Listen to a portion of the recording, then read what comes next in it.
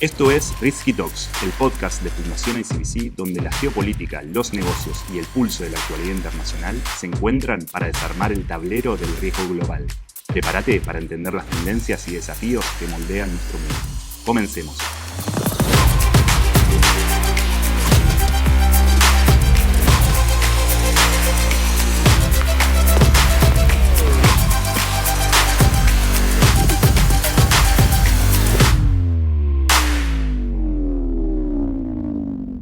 Hola, ¿cómo están? Bienvenidos a un nuevo episodio de Risky Talks. Hoy vamos a arrancar el episodio con una paradoja un tanto llamativa. Si miramos las noticias, venimos de años de shock tras shock, guerras comerciales, reconfiguración de bloques, crisis en Medio Oriente. Sin embargo, el ritmo del comercio global y el PIB mundial no se contrajeron tanto como preveían los escenarios más apocalípticos. Y para analizar y entender por qué pasa esto, como no podía ser de otra manera, me acompañan Julieta y Esteban. Chicos, bienvenidos. ¿Qué tal, Un gusto estar de nuevo por acá. Ese Juli, ¿cómo andan? ¿Todo bien? Muy bien por acá también. Bueno, chicos, arranquemos tratando de entender este fenómeno. Los números macroeconómicos resisten, la sensación es que las economías no colapsaron porque las que absorbieron el impacto y se readaptaron a una velocidad un tanto récord fueron las cadenas de valor corporativas. ¿Cuál es hoy el verdadero papel de las empresas en esta resiliencia de las economías nacionales? ¿Cómo lo ven? La verdad que es re interesante esto que están mostrando los datos del comercio internacional en una década que tiene menores desempeños que las décadas anteriores. La década que inicia en el 2020 es una década de menor crecimiento del comercio internacional. El 2025 tuvo un crecimiento exponencial del comercio. El comercio creció más que el PBI global. Y en un año donde, recordemos, estaban los aranceles de Estados Unidos, gran incertidumbre en el escenario internacional y todos en el mes de abril del año pasado preveían un colapso del comercio internacional. Y sin embargo eso no pasó. No pasó en parte porque, como ya hemos hablado en este espacio, las amenazas no todas se concretaron de la forma que se habían anunciado. No todos los aranceles se plasmaron, pero un volumen importante sí. Y el segundo componente es que las empresas, sobre todo las grandes empresas, ya sabían cómo responder a las crisis y un poco esto que trabajamos en el Risky Talks de los riesgos globales es cómo responder a las crisis, qué hacer frente a una crisis y las empresas parecen ser hoy quien tiene verdaderamente el músculo para dar cuenta de por qué efectivamente el comercio sigue creciendo. Y es que lograron adaptarse, lograron generar mecanismos para evitar, anticiparse, eh, sortear estas aguas turbulentas del 2025-2026. Ahí sumo ese Juli, algo que también veníamos dialogando. Digo, hoy el 75% del comercio mundial sigue siendo basado en reglas, digo, nación más favorecida.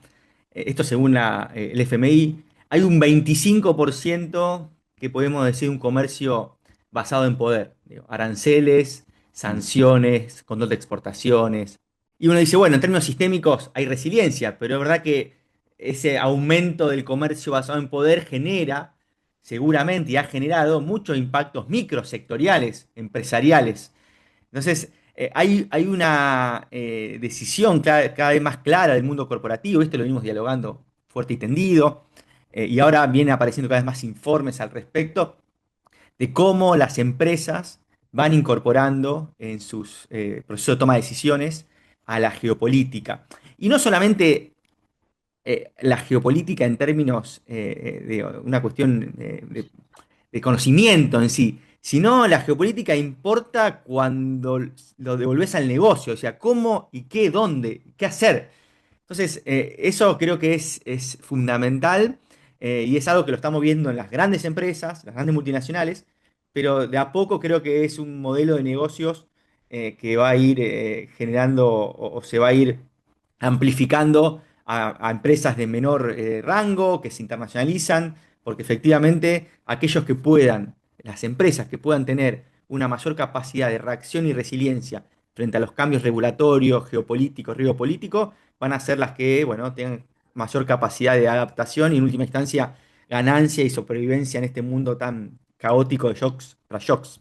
A ver, el escenario crea tanto ganadores como perdedores. Quizás Ujú. cuando pensamos o empezamos este década de riesgos y crisis, pensemos 2007 o 2010 2017, 2018 con la primera guerra arancelaria de Estados Unidos-China, pero después pandemia y después la guerra en Ucrania y así vamos sumando. Inicialmente aparecía que todos eran perdedores, todos pierden de este escenario eh, convulsionado y empezamos a ver que tiene fuertes efectos distributivos y que hay importantes ganadores también en esta coyuntura. Bien, por lo que me dicen, me queda claro que las empresas funcionaron algo así como amortiguadores en este mundo en el que prima la incertidumbre. Y esto me da el pie para incorporar a la charla un informe reciente del Foro Económico Mundial que habla justamente de construir músculo geopolítico. El reporte nos dice que para lograr esa resiliencia que mencionaban hay que hacer un cambio de chip, dejar de lado tal vez la simple reacción ante un shock y pasar a la anticipación. Pero en la práctica, ¿qué significa tener este músculo geopolítico entrenado? Un punto clave del documento es que nos dice cambiar la mirada. Dice, el músculo geopolítico es crear una ventaja competitiva, es crear una capacidad de estar mejor en los mercados y lo dice muy concreto, es la diferencia entre saber que va a venirse una barrera a las exportaciones, saber que va a haber una prohibición o que va a haber una disrupción en tu cadena de valor y ya tener previsto un plan para sacarle provecho y surfear esa coyuntura. Es pasar de la información a la capacidad de acción frente a ese momento disruptivo. Y ese músculo no lo generan todos, y esa es la diferencia. Mm. A bajo costo vos podés tener información, saber qué es lo que va a pasar. O lo peor, en realidad, el peor escenario es que vos no sepas lo que va a pasar y asumimos ¿se acuerdan? En el primer episodio de la primera temporada que empezamos a hablar de riesgos, el riesgo tiene una noción de información. El riesgo supone saber que algo va a pasar y que ese algo te va a romper, te va a alterar la manera de hacer negocios. Pero hay una primera base que es saber. Tu peor escenario es no saber. Tu segundo nivel, ok, podés saber, podés conocer, podés estimar que algo va a pasar y podés estimar cuánto de ese algo expone tu negocio o tu gobierno. Pero esta idea de músculo geopolítico que plantea el World Economic Forum te dice no solo es saber, es prepararte, es tener un plan y es anticiparte a cómo responder. Y ordena un poco esas respuestas en este músculo geopolítico en términos de si vas a tener un posicionamiento ofensivo o defensivo frente al escenario internacional y si vas a anticiparte o vas a ser meramente reactivo. De alguna manera nos propone una tipología de cuatro combinaciones de estas dos variables y te dice, bueno, un, el peor escenario, creo yo, sos defensivo y reactivo, ¿qué haces? Administrar la crisis. Surfeala, fíjate con qué stock contabas de antes, cómo podés hacer para manejar la coyuntura. Podés ser reactivo, pero ofensivo, y quizás buscar capturar oportunidades que se abren en ese escenario. Rápidamente mirar de sector, adecuar tu cadena de valor, tu negocio, pero de manera reactiva. Y lo más interesante es cuando aplazás las estrategias anticipatorias. Y la mayor es la anticipatoria ofensiva que busca moldear el entorno estratégico. Esto, claro, supone empresas líderes. Pero cuidado que si vos sos una empresa mediana o pequeña en una cadena de valor, podés ya empezar a imaginar ese escenario para aprovechar la coyuntura y ascender en la cadena de valor, actuando como socio en la empresa líder en esta adaptación estratégica al nuevo escenario internacional. Digo, no sé, incorporando la IA, entre otros, Claro. como forma de hacer Ah, negocios. es muy interesante porque el informe, aparte de tener todo un desarrollo metodológico y teórico, es muy rico porque avanzaron en muchas encuestas a CEOs y a miembros, a los boards de las empresas.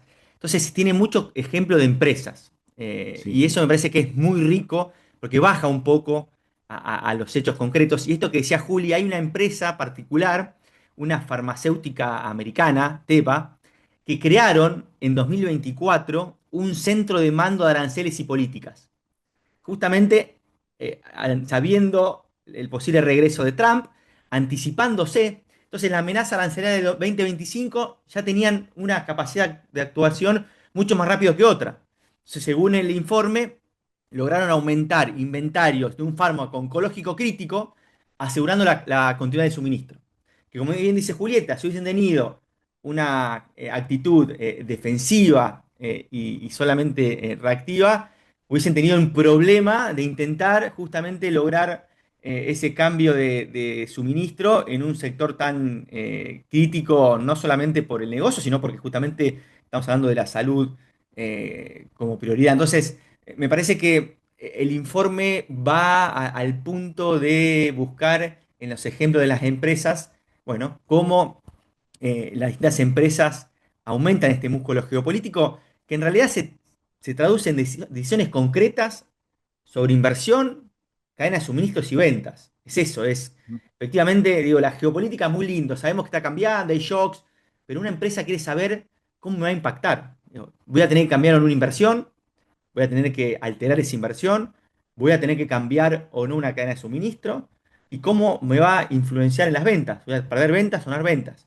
Cuando en una empresa logra, ya sea, y después podemos discutir lo que plantea el informe de cómo se construye esa capacidad dentro de la empresa, pero ya sea dentro del board, ya sea con un departamento, ya sea con un advisor, si la geopolítica o el músculo geopolítico puede llegar al alto máximo de decisión de la empresa y que sea cuantificable los impactos, es que efectivamente esa empresa va a pensar la necesidad de fortalecer y de aumentar su músculo geopolítico.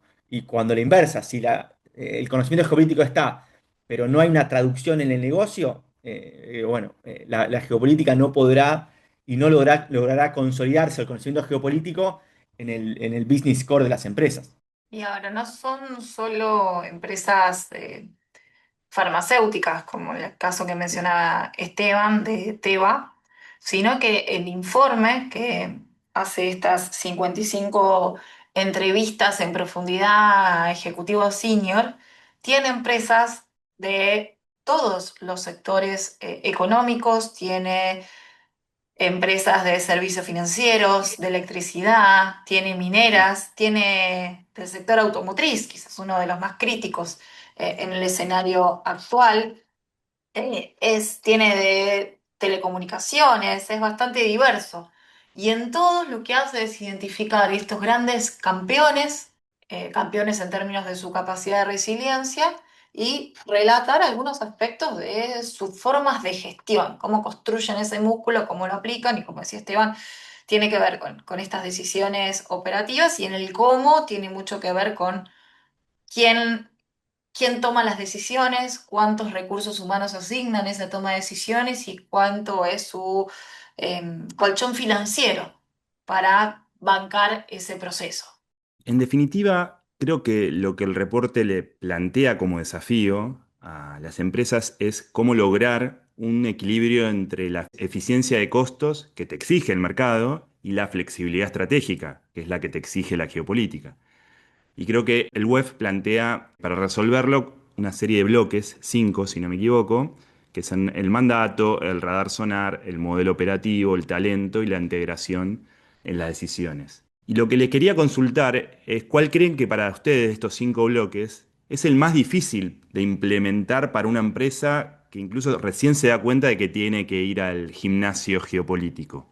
Mira, a mí, leyendo el informe y sin ser empresario, sin estar en una No, empresa, no, pero lógico, hablando lógico. con algunos, y uno un poco habla con gente que está en el mundo corporativo e intenta ver un poco los modelos de negocio, me parece que lo más difícil es algo intangible y más hablar de empresas que no están en el centro del capitalismo, digo, empresas como las latinoamericanas, las multilatinas, que es la cultura empresarial. Digo, me parece que esta idea de, bueno, cómo hacer que la geopolítica comienza a tener un rol cada vez más importante porque está alejado de la cultura empresarial. Y como el informe dice muchas veces, bueno, y aparte la geopolítica cruza a distintos departamentos. Digo, el departamento que gana suministros, el departamento de compliance, digo. Entonces, ¿en dónde lo encasilla la geopolítica? ¿Dónde va ese, digo, pensando en términos de compartimentos?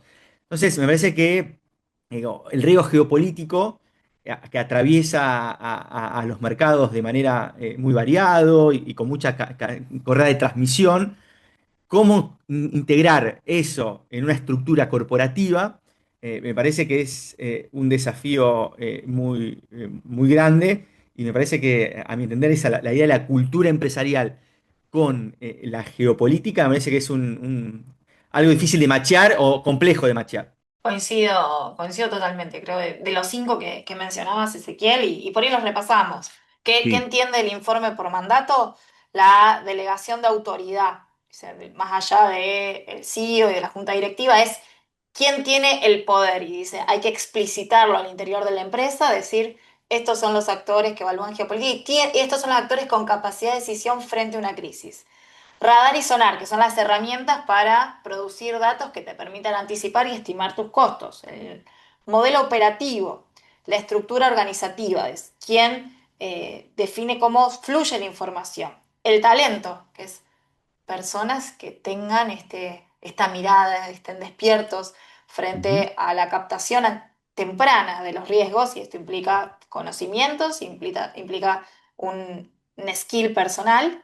Y el último punto es la integración de la toma de decisiones, procesos para que este conocimiento, esta sensibilización de la geopolítica efectivamente impacte en la planificación estratégica, en la asignación de presupuestos, en las cadenas de abastecimiento. Y coincido con Esteban, esto es el componente más difícil, permear y poder tener estructuras de la cultura empresarial más flexibles al cambio. Y contra más grande la empresa, más complejo todavía. Y sumo un nivel de complejidad, que es en las grandes multinacionales que tienen las filiales en distintas geografías, cómo capturar las tensiones o cómo hacerlo rápidamente, las tensiones de la cadena de suministro que se da en la filial argentina, si la toma de decisión está en Bruselas.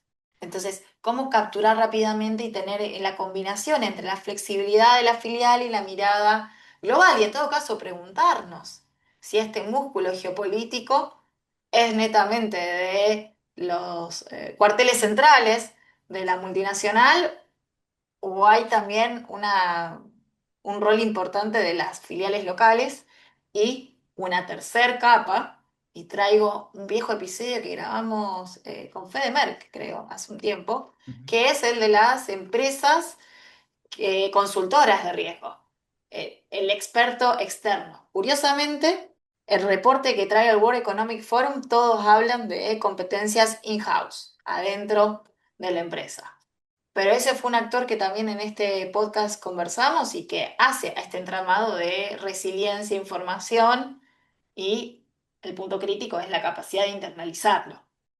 Los casos de Sí, sí. ejemplo más notorios que trae el documento son precisamente las áreas que crearon, como decía Esteban, el Centro de Comando y Aranceles de Políticas de Teva Pharmaceutical, o en Nissan también cuentan un modelo de toma de decisión para la asignación de presupuesto, evaluando los niveles de riesgos con un actor in-house que le permite evaluar esas decisiones. No, decía, pensemos en términos concretos, cómo opera una empresa. Me imagino una empresa contrata a un Chief Geopolitical Officer que está en el board, en la toma de decisiones, y en el momento con los accionistas plantea el escenario de, bueno, los riesgos que implica su cadena de suministros y que de los dos proveedores que tienen de insumos críticos hay que aumentarlo a cuatro, porque efectivamente puede haber riesgo de disrupciones. Yo me imagino el CFO o el financiero diciendo, la verdad, sí, todo bien, pero esto no afecta, ¿Esto cuánto sale? claro, no claro. afecta al EBITDA, esto es menos eficiente, y a lo mejor a los 2 años no pasa nada, y diciendo, nada, vieron, tiene razón, pero el cuarto año a lo mejor efectivamente ese escenario, que no sabemos cuándo ni dónde, se materializa, y ahí está. Pero bueno, en ese momento tiene que sobrevivir el valor geopolítico, porque no es algo inmediato, uno ve tendencias, ve procesos. Entonces, me imagino algo, por ejemplo, en la crisis actual en Hormuz, alguien que planteó una disrupción del estrecho de Hormuz hace 2 años. y invirtiendo en ese escenario. Bueno, la verdad que no pasó, ahora pasó y efectivamente, pero entonces esa tensión entre, como decía vos bien, entre riesgo y eficiencia, la geopolítica un poco la tensiona porque, digo, el negocio cambia y muchas veces los resultados no se materializan concretamente, sino que estamos hablando de procesos a largo plazo. Sí, ahí creo que diste en la tecla esto de que el desafío también es demostrar la creación de valor para justificar Ujú. esa inversión. Y por otro lado, creo que lo pone un poco el reporte esto de institucionalizar el aprendizaje. Las empresas deben aprender de sus pares, incluso dentro del mismo sector, y participar en foros colectivos, estableciendo rutinas que le permitan aprender lecciones después de cada shock geopolítico y crear, esto lo dice el informe, una memoria muscular, ¿no? Como cuando uno entrena y tal vez, viste que vas como en tu cuerpo va, el músculo se va creando una memoria y se afirma. Entonces, esto te permite adaptarte y sobrevivir, pero creo que lo que también queda muy claro es que esta idea de construir músculo geopolítico es un viaje continuo, es un viaje incluso de ida. Las empresas, una vez que se suben, prácticamente no hay chance de bajarse. No sé si esto lo ven así. Sí, creo que además, en términos de los casos que muestra, es que cuando la empresa empieza a ver esos resultados por posicionarse como una estrategia ganadora, eso se retroalimenta. Ahora, cuando vos dejas de mantener estos 5 niveles del músculo geopolítico, evidentemente, digo, un nuevo shock te puede dejar fuera. Ahora, te Claro. escuchaba ese y me preguntaba, las empresas latinoamericanas destacan en su desempeño y en su proyecto. Las empresas latinoamericanas que logran internacionalizarse destacan en su desempeño porque tienen buena capacidad de adaptarse a las crisis porque vienen de entornos domésticos fuertemente convulsionados. Pero muchas de estas empresas, esa esa capacidad de adaptación viene un poco del músculo de la cintura de los primeros dueños, de cuando tenían estructuras decisorias más chicas.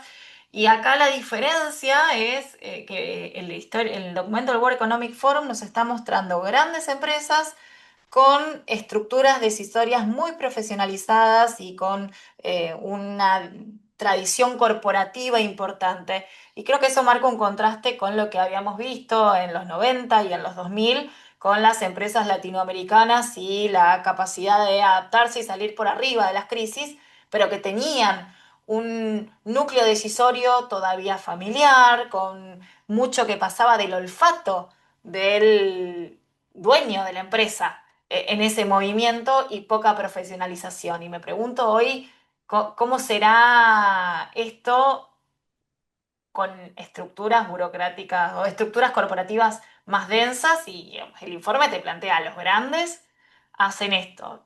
Y pienso en el contraste entre las experiencias latinoamericanas de otras crisis y lo que está pasando ahora, que las crisis llegan al norte. ¿Podrán ser Claro. grandes ganadores? Buena pregunta. Me gustó esto de los ejemplos que dieron, me gustó estos casos que presentaron y si tienen alguno más que les llamó la atención, porque creo que eso de tangibilizar, bajar al terreno puede ser muy útil para los que nos están escuchando, incluso alguna empresa que nos está escuchando y que le servimos de alguna manera como radar, como sonar este podcast. Ahí, bueno, hay muchas empresas que me parece interesante el enfoque y lo más interesante creo que muestra un poco un crisol de estrategias que no son iguales, depende cada el tamaño de la empresa, el sector de la empresa, el país de la empresa. Pero me llama la atención una empresa energética francesa que su estructura o la incorporación de la geopolítica en la estructura es un modelo basado en redes liderado por un diplomático.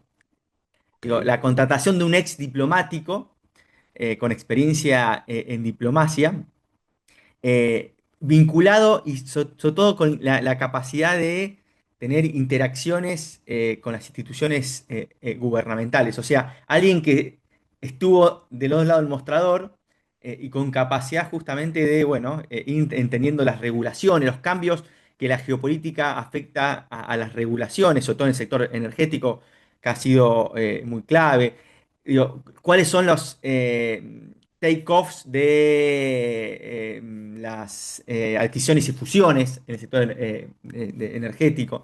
Pero me parece que también la idea de un diplomático, esto creo que también lo hemos conversado con Fede Merkel y no me acuerdo si también con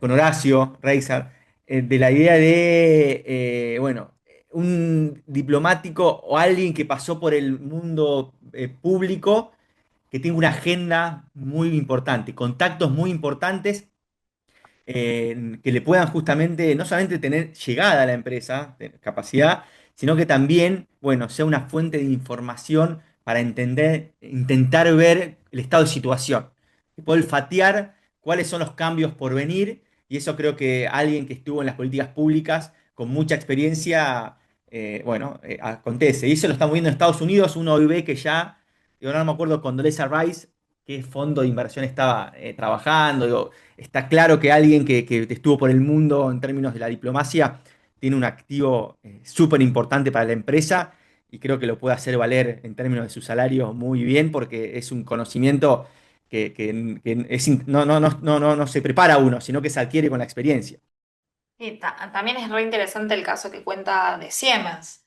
Siemens Ujú. empieza en la pandemia, en 2020, a crear una capacidad in-house dentro de la empresa primero arranca haciendo un informe de tendencias y de escenarios geopolíticos internos, pero después transforma esto en un task force interno y va piloteando una suerte de radar geopolítico de la IA que se incorpora al proceso de toma de decisiones y esto le permitió ir generando un buen balance geopolítico en el desarrollo de todos los acontecimientos de 2020 hasta ahora y las claves de su éxito, según cuenta el informe, es haber creado una estrategia de medición de este riesgo geopolítico a la medida de la empresa, a la medida de las competencias de la empresa. Capacidad interna ajustada y luego incorporada al proceso de toma de decisión es realmente uno de las claves destacadas, es sofisticado. Muy buenos estos casos de ejemplo, creo que son muy útiles. Y en definitiva, la geopolítica parece que dejó de ser un PDF que manda la consultora a fin de mes para convertirse en un insumo diario que incluso puede definir si tu empresa gana o pierde un mercado mañana a la mañana. Así de exagerado voy a ser. Pero bueno, llegamos al final, chicos. Creo que fue una linda charla. Pudimos explorar este músculo geopolítico. Así que quiero agradecerles, un placer como siempre conversar y desarmar estos temas con ustedes. Gracias, Ezequiel. Le dejamos a los oyentes el link del informe. Exactamente, ahí en el detalle del episodio. Y cierro con un dato que justo Bien. salió recién, un informe del FMI sobre su reporte que sale en abril, han salido algunas cositas todavía, cómo la geopolítica entre los shocks tras shocks de la última década es el shock o la variable que más efectos sobre el PIB ha tenido en el último lustro. Más que desastres naturales, más que deuda de crisis soberana, más que deudas bancarias. O sea, digo, la geopolítica efectivamente en este último lustro ha sido la dimensión de shocks que más impacto ha tenido el PIB global. Y bueno, y eso indefectiblemente, digo, es un spillover hacia las empresas y así lo demuestra este informe y lo que venimos dialogando. Así que es un dato final para darle un cierre al episodio. Perfecto, Esteban, perfecto, porque eso nos da el pie para entender que lo vamos a seguir abordando en próximos episodios y en lo que queda de esta temporada. Y a vos que nos estás escuchando, gracias por sumarte a Risky Talks. Contanos en los comentarios qué te pareció la charla de hoy y si crees que las empresas en nuestro país están ejercitando lo suficiente el músculo geopolítico. No te olvides suscribirte para no perderte todo lo que viene en Risky Talks. Nos escuchamos pronto.